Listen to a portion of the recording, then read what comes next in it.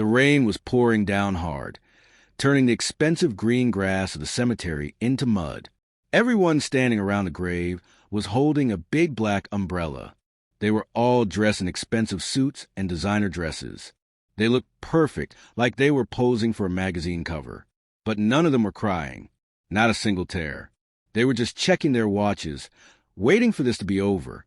In the middle of this cold, fancy crowd, a young woman named Sarah came running through the rain. She wasn't wearing a designer coat. She was wearing a faded gray coat that was too thin for the cold wind. Her shoes were old and splashed with mud. She was out of breath, and she was holding a dirty, old, torn fishing hat in her hands tightly against her chest. "Stop!" Sarah yelled, her voice shaking. "Please stop the ceremony." The crowd turned around. A tall, elegant woman named Jessica stepped forward. She looked at Sarah with pure disgust, like she was looking at a cockroach on her shoe. "What are you doing here?" Jessica hissed. "Security! Get this trash out of here. She is ruining my father's funeral." "I have to give him this," Sarah cried, holding up the dirty fishing hat. "It was his last wish. He begged me. He said he couldn't rest without it. That dirty rag." Jessica laughed, a cruel, cold sound. "My father is being buried in a $10,000 Italian suit. Do you really think I would let you put that garbage in his casket? Get out!" Two big security guards grabbed Sarah by her arms. She struggled, tears streaming down her face. "Please, you don't understand. He said it was the most important thing. Please, Jessica." "Throw her in the street," Jessica commanded, turning her back. As they dragged Sarah away, she screamed, "He's watching you. He knew you would do this." But the casket was lowered into ground. The heavy wooden lid slammed shut, locking the billionaire inside his expensive suit without the one thing he actually wanted. Sarah fell to her knees in the mud outside the gate, weeping. She had failed him, or so she thought. Where are you watching this story from? And tell me in the comments, would you have fought the security guards fulfill a dying man's wish, or would you have walked away? Let me know what you would do. Now let's rewind. We need to see how a poor maid ended up being the only person who truly cared about the richest man in the city. It all started 3 months ago. Sarah was 24 years old, and life had been very hard on her. She didn't have family to help her. She was all alone in the city, trying to take care of her younger brother, Timmy, who was sick. Timmy needed medicine that cost a lot of money, and Sarah was behind on rent. She needed a job fast. She saw an ad in the paper. Live-in maid needed for Sterling Manor. High pay. Must be patient. Sarah didn't care about the must be patient part. She only saw the high pay. She put on her best clothes, which were clean but old, and took the bus to the wealthy side of town. When she arrived at Sterling Manor, she gasped. The house wasn't just a house. It was a castle. It had huge white pillars, a fountain in the driveway, and cars that cost more than Sarah would make in a lifetime. She was met at the door by the butler, a stiff man who looked her up and down and sighed. "You are the 5th applicant this week. The others all quit within 2 days. Mr. Sterling is difficult." "I can handle difficult," Sarah said, trying to sound brave. "I need this job." She was led into the main living room. Sitting in a wheelchair by the window was Mr. Arthur Sterling. He was 75 years old, frail, and looked like a strong wind could blow him away. But his eyes were sharp and angry. "Who is this?" Arthur grunted, not even looking at her. "Another one? She looks too skinny. She probably can't even lift a soup pot." Sarah stepped forward. "I'm Sarah, sir, and I'm stronger than I look. I can lift a soup pot, and I can scrub these floors until you see your face in them." Arthur turned his wheelchair slowly. He stared at her for a long time. Silence filled the room. Then he let out a dry chuckle. "She talks back. I like that. The last one cried when I asked for my coffee black. You're hired, but don't get comfortable. I give you 3 days." Sarah got the job, but she quickly learned why everyone else had quit. Arthur Sterling wasn't just sick. He was lonely and angry. He yelled if his tea was too hot. He yelled if the curtains were open too wide. He yelled if the room was too quiet. But Sarah didn't yell back, and she didn't cry. She realized something very quickly. Arthur wasn't yelling because he was mean. He was yelling because he was in pain, and nobody seemed to care. The people who were supposed to care were his children, Jessica, and Mark. Sarah met them on her second day. Jessica was the oldest daughter. She wore diamonds at breakfast and spent the whole day on her phone screaming at her assistants. Mark was a son. He drove a loud sports car and only came to the house to ask his father for money. One afternoon, Sarah was dusting the library while Arthur sat by the fire. Jessica and Mark walked in without knocking. "Dad," Mark said loudly, not asking how his father was feeling. "We need to talk about this state. When you pass on, we want to make sure the transfer of the company is smooth. We brought the lawyers." Arthur's hand shook as he held his teacup. "I'm not dead yet, Mark." "Oh, stop being dramatic." Jessica rolled her eyes. She picked up a vase on the table and looked at the bottom of it. "By the way, this house is too old. Mark and I were thinking of selling it immediately after the funeral. It smells like old medicine in here." Sarah froze. She looked at Arthur. She saw the sadness in his eyes. It wasn't anger anymore. It was heartbreak. His own children were planning to sell his home while he was still sitting in it. "Get out," Arthur whispered. "What?" Jessica asked. "I said get out." Arthur roared, throwing his teacup against the wall. It shattered into pieces. "Get out of my sight." Jessica and Mark just sighed. "Fine. The medication must be making him crazy again," Mark muttered. They walked out, leaving their father trembling in his wheelchair. Sarah quietly went to the wall and started picking up the broken pieces of the cup. She didn't say a word.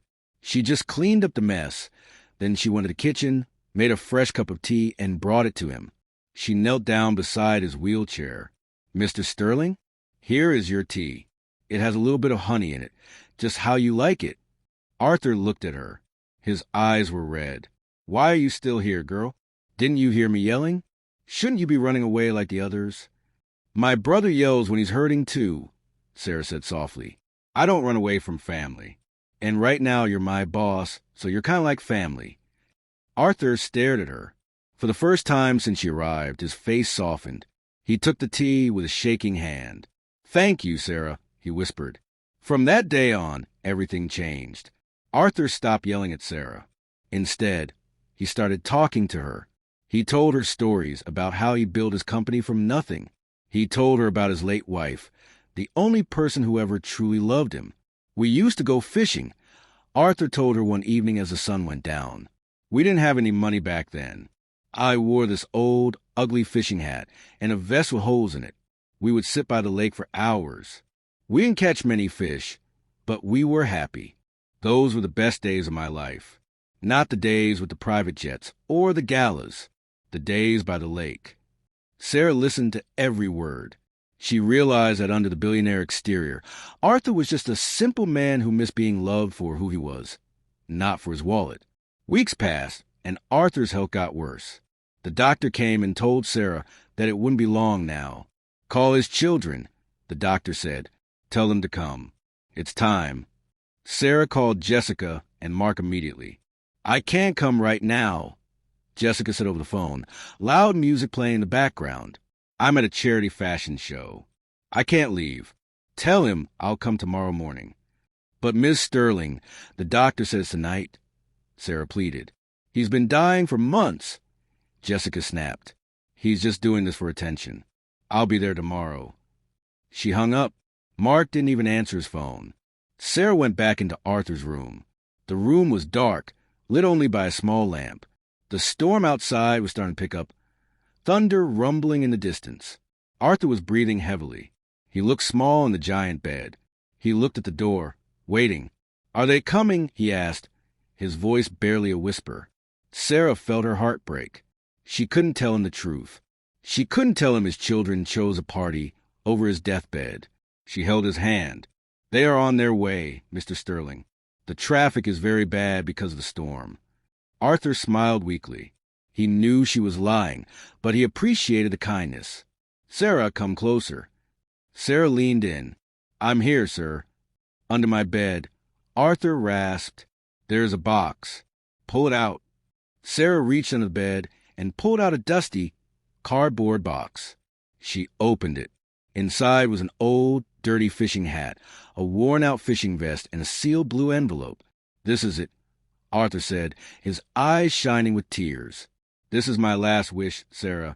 You are the only one I trust." "What do you want me to do?" Sarah asked.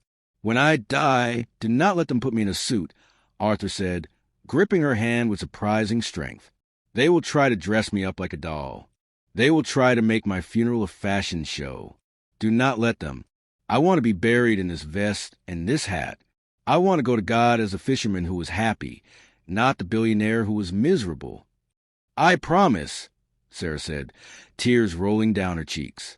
"I will make sure of it. And the envelope." Arthur coughed violently. "Keep this envelope. Do not open it until after the funeral. Do not give it to anyone, no matter what they say. Promise me." "I promise." Sarah cried. "I promise, Arthur." He squeezed her hand one last time. He looked at the window, watching the rain. "It's raining," he whispered. "Good weather for fishing." And then his hand went limp. The machine next to the bed made a long, flat beep. Arthur Sterling was gone.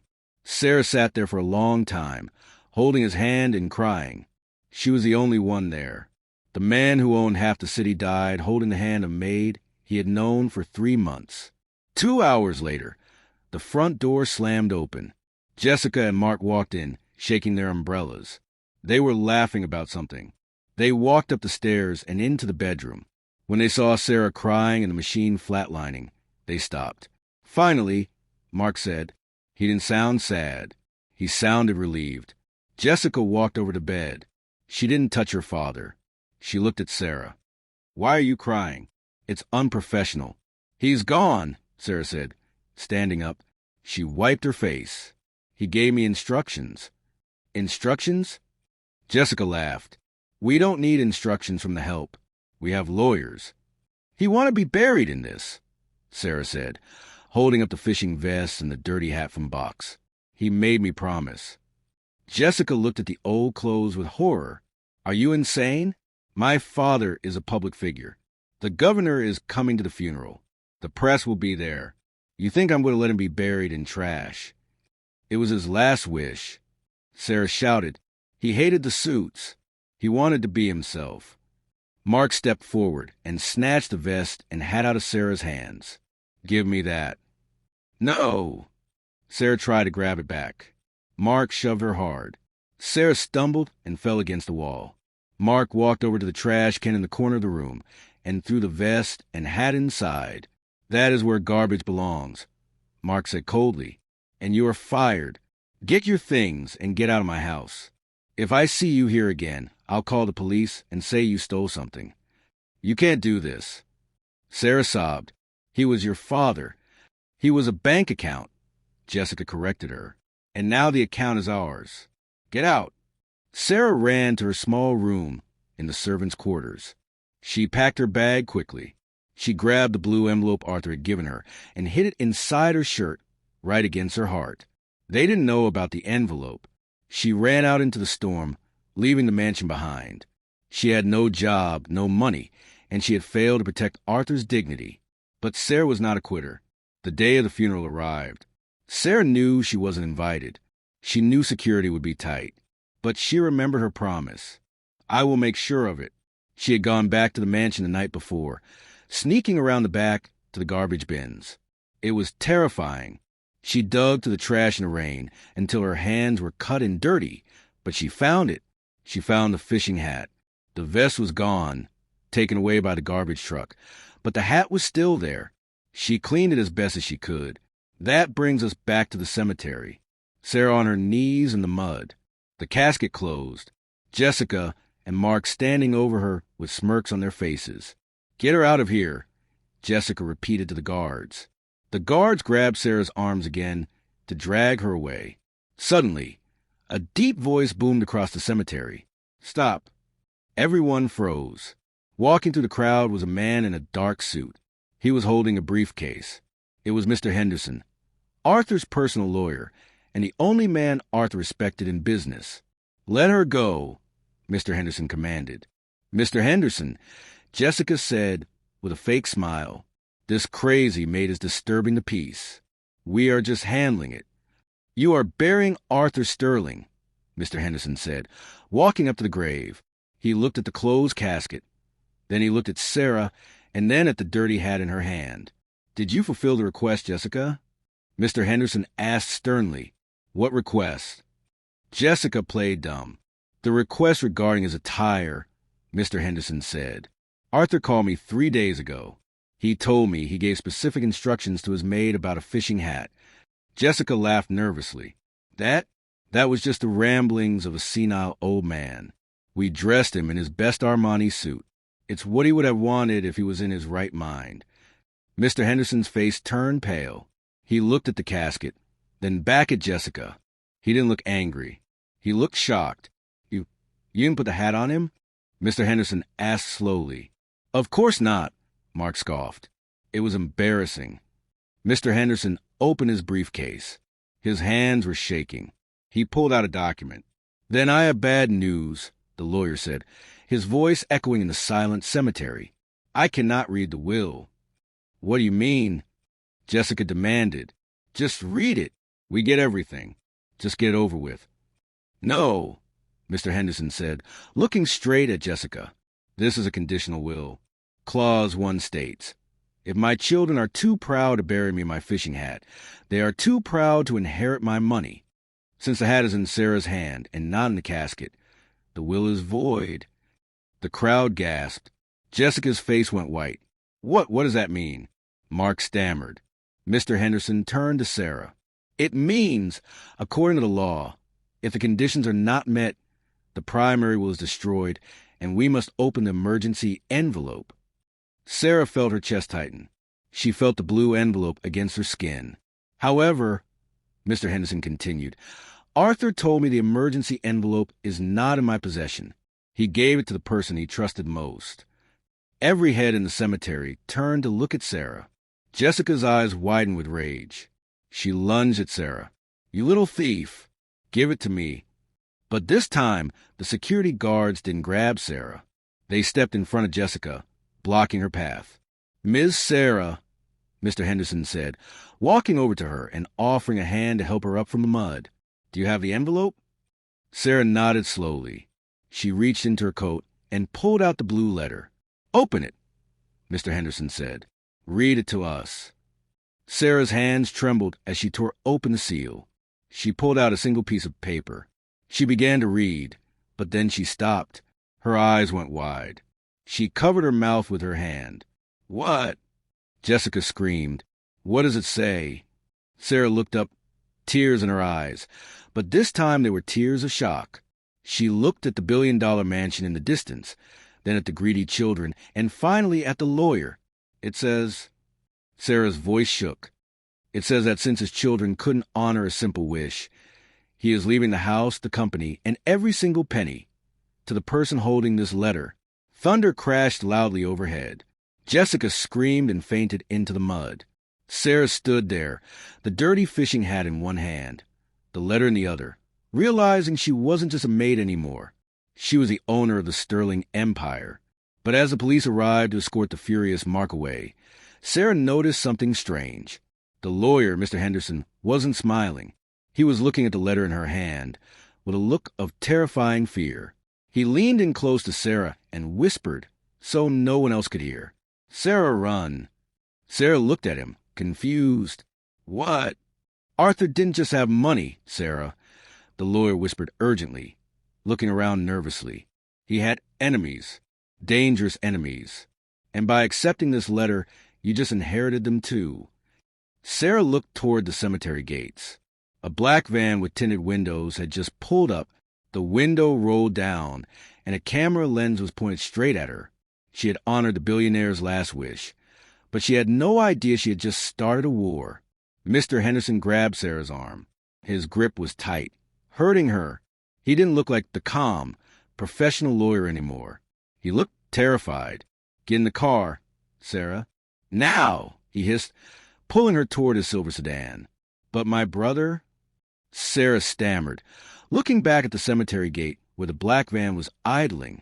The window was still down, the camera lens tracking her every move. "We will pick up your brother on the way. We cannot stay here. You are a target," Mr. Henderson said, shoving her into the back seat. He jumped into the driver's seat and slammed the pedal.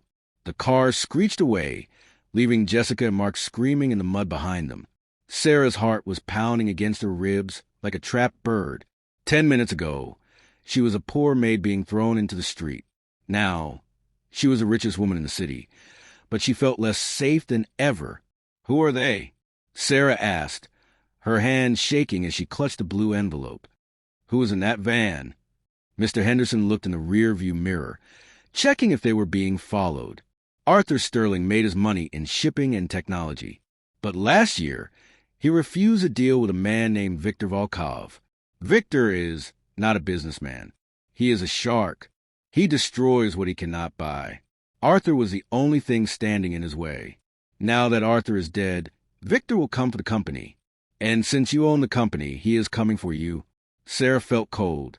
"I don't want a company. I just want to honor Arthur's wish. I just want to take care of Timmy." "It's too late for that," Mr. Henderson said grimly. "You are in the game now, Sarah.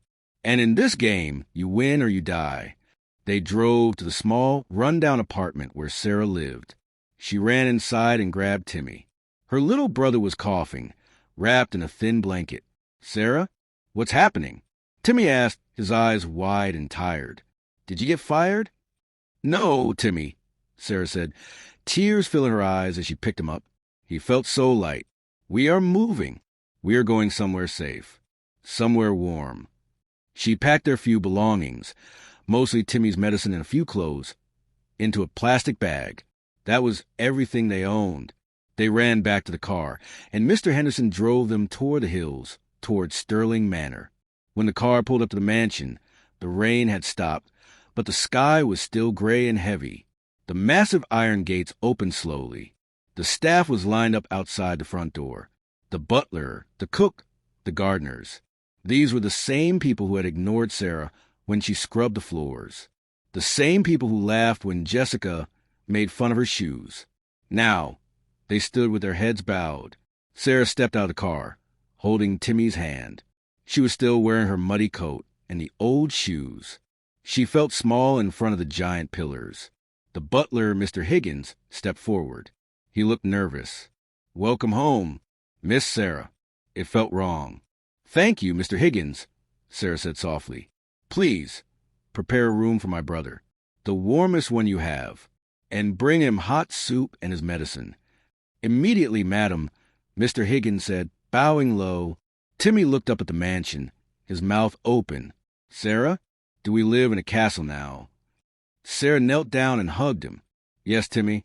No more cold nights. No more hungry bellies. I promise." For the next few hours, life felt like a dream. Sarah gave Timmy a bath in a tub that was bigger than their old kitchen. She fed him soup made by a professional chef. She tucked him into a bed with sheets made of silk. For the first time in years, Timmy fell asleep with a smile on his face, safe and warm. Sarah sat by his bed, watching him breathe. This was worth it. All the fear, all the craziness. It was worth it to see Timmy safe. She walked out of the bedroom and into the long hallway. The house was quiet. It was too big for one person. She walked into Arthur's office. It smelled like leather and old paper. She sat in his big chair behind the desk. It felt huge. She looked at the desk. There was a picture framed face down. She lifted it up. It was a picture of Arthur, Jessica, and Mark from 20 years ago. They looked happy. What had happened? Greed. Greed had eaten their hearts. Suddenly, the intercom on the desk buzzed, making Sarah jump. "Miss Sarah?" It was a security guard at the front gate. "Ms. Jessica and Mr. Mark are here. They are demanding to see you. They say they want to make a truce." Sarah's hands clenched into fists. She took a deep breath. "Let them in." 5 minutes later, Jessica and Mark walked into the office. They had changed out of their funeral clothes. Jessica was wearing a red dress, and Mark was in a casual suit. They didn't look sad about their father. They looked restless. Sarah didn't stand up. She stayed seated in Arthur's big chair. "What do you want?"